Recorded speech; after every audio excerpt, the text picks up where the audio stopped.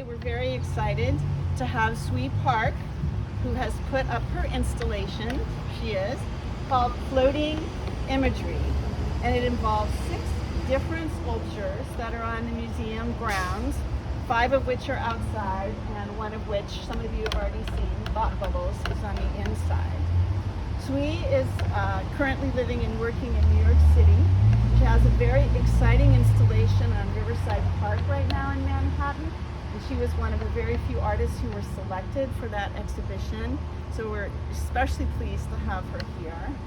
She has multiple degrees.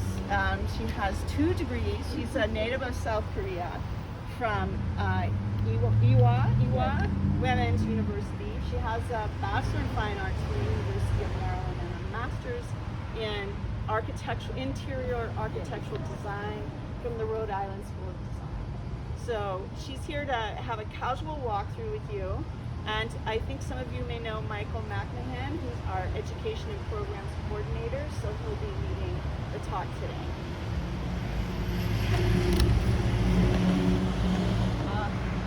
Thank you for coming to this artist talk, and I'm very excited to exhibit my work at Cahoon Museum of American Art. So the exhibition title is Floating Imagery. So I picked that title because we have so many thoughts in our mind, but we could not draw what if they have a shape. So very abstract, but also I wanted to create those kind of abstract forms into really. Yeah, so this is my the first the floating imagery outdoor sculpture, the title pom-pom. I got inspired by a firework and actual pom-pom. So that those the firework and pom-pom makes people very vibrant and very happy. Yeah, and so through my work I want to show some festive our feeling and very bright sentiment. So I use various colors and yeah, install a different size of a compound hanging in the air. And as you see, my the main material is cable ties. So I just I use the monofilament, the fishing wire to create 3D foam.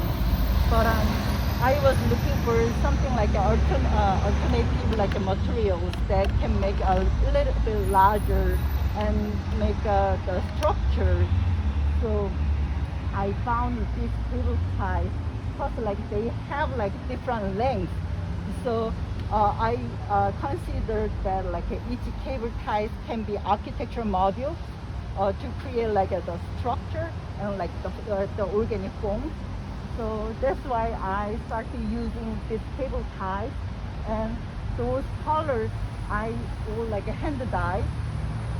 So they have specific colors, but a little bit limited, mostly neon color. So to get the more color and colors that I want, so I just hand dye those cable ties.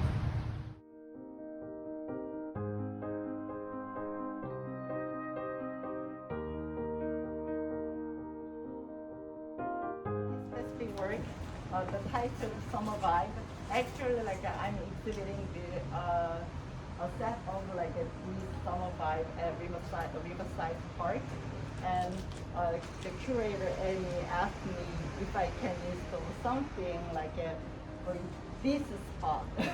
Yeah, so I thought that this is main entrance, and this is a foster garden. So I thought that it would be great if I can put some color. Yeah, and so that's why like I installed like a set of this summer vibe. So this summer vibe, I want like to give more like a pleasure to people, to feel like and enjoy this summer. Cause like since last year we are having hard time, so I just want more enjoyable like moments to people here. So that's why I created this summer vibe here. And this is like the title elixir.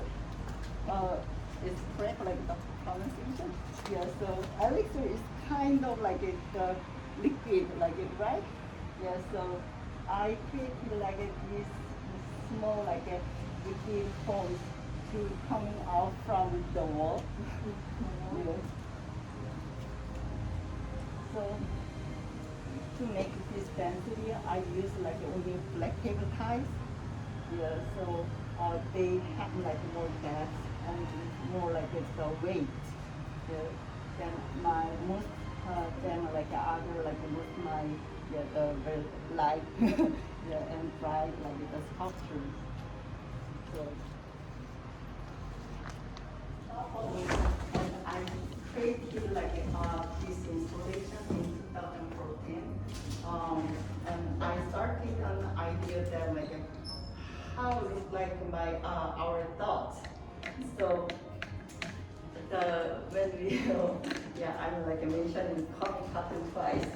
Yeah, but I'm like when we the look at comic cartoon like they have like the thought bubbles. Yeah, and like and I got idea from that like and I imagine that like how it could look like our thought bubble look like. So some thought bubbles can be very like early stage, and some thought bubbles, like some thoughts can be very like already developed, and they have some structure and some things, and some like their theory. So I try to represent like those like the abstract forms, and like just imagery into real like 3D forms. So as you see, like they have different structure inside. So for example, like those pieces have like has two like the ball inside. So they are actually rolling around. So it's like our thoughts as well. So I just want to express those kind of like various our the thoughts into my poems. And also those like three pieces are also like my basketry forms. I started like the creating organic forms with these monofilaments for a long time ago, about like 10 years ago. Yeah, and while I was attending the MICA and RISD in the US, and like as an architecture student, so I tried to create like a bunch of like organic forms with these artificial materials. And I thought that like these the organic forms can be like adapt into like a very rigid structure. And cause like in the US there are so many like abandoned buildings and like brick buildings and cement buildings, like so many buildings. And I studied like how like how like our study can be like a revitalize those kind of like abandoned like the structure and like the places with like new programs. So that's what I studied, and while I was like researching like the various like organic forms, I was looking for like alternative material to create like a larger space. Then the head of my department, yeah, she suggested me to take like a textile course, especially like independent study with a director of like the textile department. So I started like research more with the Professor Marianne, and I found like this the cable ties. So I started like creating some like wall structures. Then I found very interesting on through that like the prototype. So that's why I that's how like my work transit to cable ties. But I'm like still I'm working on this like the monofilament works. So still keep thinking, creating various like forms and like and yeah. And also like as you see the small drawings behind. Yeah, so to make to create these forms, I always started started like a drawing with singing ink and pen. Yes, on watercolor paper. So I have more than like 100 drawings, like to like make some like a brainstorming. So if when like my idea is formed, then I started like creating like a real 3D forms. So I try to show like my work process. With this, and how to add colors. Yeah. So when I started this cable ties work, I mostly used black and white because I thought that like it's really like a powerful, like a very simple, but like a powerful.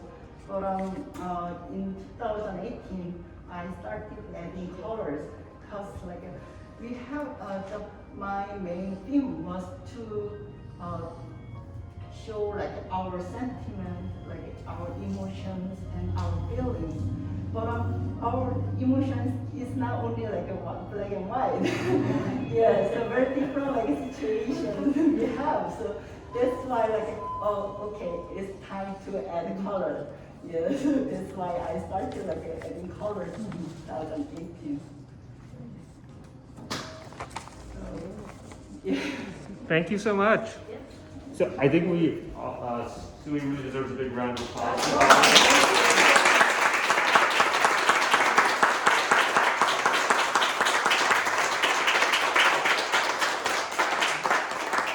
That was a big round of applause. Really good acoustics in here. Thank you so much for this wonderful installation. It's been really amazing for us working here at Cahoon, seeing it go up over the course of the last 2 weeks. Sui and her partner have been working incredibly hard to install this here over the last week. So it's incredibly impressive. And you touched a little bit on your trajectory from like the beginning of fiber arts up until using the cable ties now. One question I had is and you mentioned a little bit with these small drawings, is when you have an initial idea at the beginning, how close is it when you complete it, or do you kind of react to the materials in an organic way as you're making these? Yeah, somehow like I react, to this like the forms, because like even though like my I thought that like my idea is great, but sometimes it comes to reality, or sometimes it fails. So always like I don't now like always like try to make my the idea done like in the same way, but I always like now like I know that there has been some like a mistake or like an unexpected way than I expected. So now like my process is some like and back and forth and back and forth. So starting from my initial drawing and idea and start making pieces and something, if something is different with my drawing, and I'm back here to my drawing and check what's different and how I can change it, like to my work and also like the drawing. So I can add like more like in drawings. Then like so, yeah, always back and forth.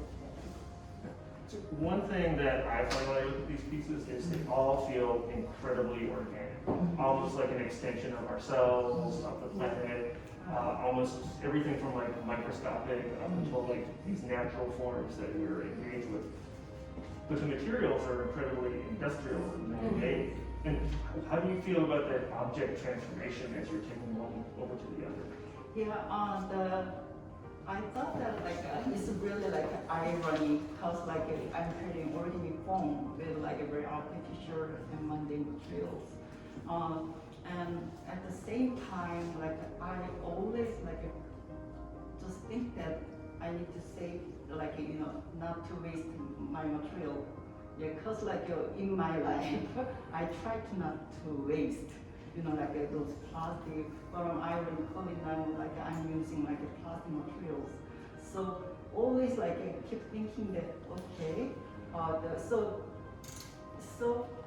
now like when I start to like form like into like a certain, the size, I estimate how many like the cable ties I'm gonna use. So try not to waste, and also some color, yeah, the work, especially for outside work, not like commission work, I try to reuse. Because like now, like I have many, yeah, the pieces like the previously like the shown or not used anymore. Then like I try to add colors on that. Then like try to reuse. So that's what I try to like keep our environment safe. Yeah, and yet many people told that like my work looks really microscopic. So sometimes really microscopic, sometimes very macroscopic. Yeah, that's really interesting feedback to me. Yeah, actually like when I started like these forms, like I didn't expect that like I can make those kind of forms, but as time goes by, I started looking at more like organic forms. Yeah. Fantastic. So you mentioned the importance of the environment, and one thing that I think looks really amazing is when you pull in here, seeing the pom-poms up in our blue trees. When you were planning the installation, and with other installations as well as the Cahoon, how important is the environment that it's about to live in for a while? Now like I'm doing like many site-specific work, but when I started like the site-specific work, I got accepted like to run site-specific competition or like some those kind of offer. That's why I started like the site-specific work. But also like as I studied interior architecture and environmental design, so I always try to look at the given space and how my work can be incorporated into the space. Yeah, so I think that like always balancing with the atmosphere and like environment with my work is really important.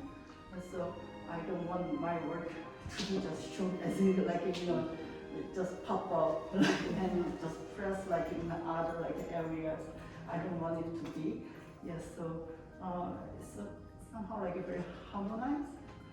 Yeah, my work with the given space is really important. So I have one more question, and I'm sure quite a few people have this question. How many zip ties do you use? I don't know. Yeah, sometimes like I count and like the rope like the my knot, but sometimes I forget how many pieces like I use. Yeah. Does anyone have any questions for Sue? Yes. Only good question. What's the biggest? I see you can support them internally. What's the biggest structure you've ever made? Yes. Actually, like it was not like a. make it real. But I had a project like actually like an architecture firm in California. They asked me if I can make a pavilion.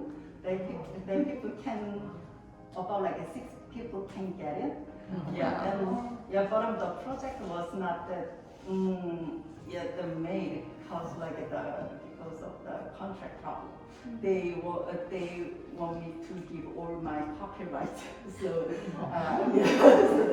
that's why I could not keep doing it. Yeah, but the actually I made half of them. Yeah, then still I have that in my storage. Yeah, and it was I have now about 6 people 3 pillars and above covered this kind of big. Yeah, but those the pavilion piece is now totally enclosed because they have to have the entrance and the people cannot step on the structure, so they might require the hanging systems with two ceilings to hold that structure. Yeah, but I tried to make it. Yeah, already 5 years ago. Yeah. Any other questions? Yes. Will these pieces stay in the gallery, or do you take them somewhere and sell them, or how do you sell it now? Now here the pieces in museum I cannot sell. Yeah, I know the museum mostly don't sell the pieces, but the gallery also I get some the size specific commissions. So the recently I finished a size specific installation at iPark Foundation in East Haven, Connecticut. Yes. Have you ever collaborated either with a mathematician or perhaps a biologist in coming up with ideas for shapes? Yeah, that would be very great. Yeah, actually, I'm very interested in and I'm waiting for it. But also I'm in the collaborating with some artists. Mm-hmm. Yeah, so now I'm using paper ties. So recently I collaborated with an artist, Stephanie Metz. Her material is the industrial wool felt. So very different texture and different character, totally different with mine. So I made some the unfinished work, and she finished the rest of the part, and she sent the unfinished work, and I added some of my work onto the piece. So it was very interesting collaboration. Yes. I'm just curious what your work process is. Do you work on a table with, a pile of these zip ties, or? Yes, for making small pieces, I just work on the table. Yeah, but on this kind of big piece, I just sit on the floor. Yes. Wow. Where do you start? Do you start from the bottom and then work around, or how do you start a piece? No, I started structure first. Yeah, then I calculate how long I'm gonna have the space between those structures, and so I attach them together. So basically those structures I make first, then attach the bottom and the piece and make a bubble. So are you saying, Sui, that you started with these circular forms? Yes, I consider that each cable ties can be architecture modules, ourselves. You. Yeah, could you talk a little bit more about how you explore scaling the work? It was really interesting to hear you talk about both improvable forms and buildings, and just look at these and how you interacted with them.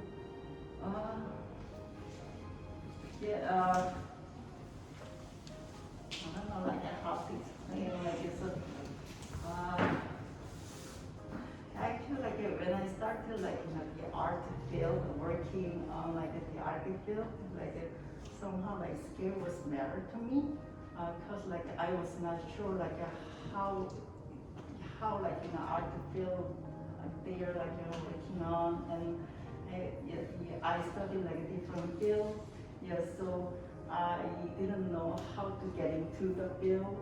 So and when I researched some art installation or the work and there are so many gigantic the big size of installations, and so I thought, oh, should I make this kind of but as time goes by, I realized that the more the just following my theme is more important. So size doesn't matter. If I need to make size big, definitely I should make bigger. But I now I don't lean on only size matter. So if I need to make a really small, I try to make it small. So I just try to find a fit size. Thank you. Yes. I was late, and so I apologize if you've already answered this, but there's a reflective, sparkly quality to these pieces, and I wondered if this is the cable tie itself, or whether you did something to create a reflective piece. Cable tie is very interesting. With the material is plastic and very artificial. So with the artificial light, they really the glow. The bottom the outside just natural light, they looks really flat. Very different. So inside with this light and the spike looks real more sharpy and very bottom the outside they looks more very the light and floppy. So so I always try to find also the exact the environment.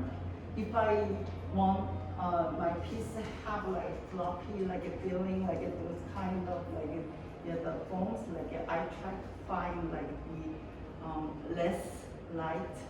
So even dark room, looks really fascinating. Cause with dark room and near the wall, they create a very interesting shadows. So and it's really unreal.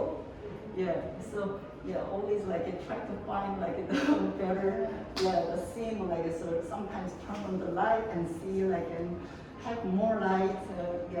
Very different. It shows very different quality. Are you ever surprised,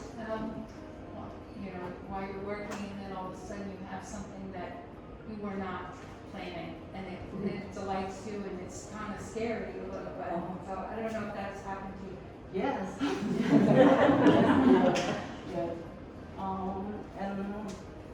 And as you know, I try to not, to waste my material. So even though the form is not that is my expectation, but I try to make that happen. Thank you so much. Thank you.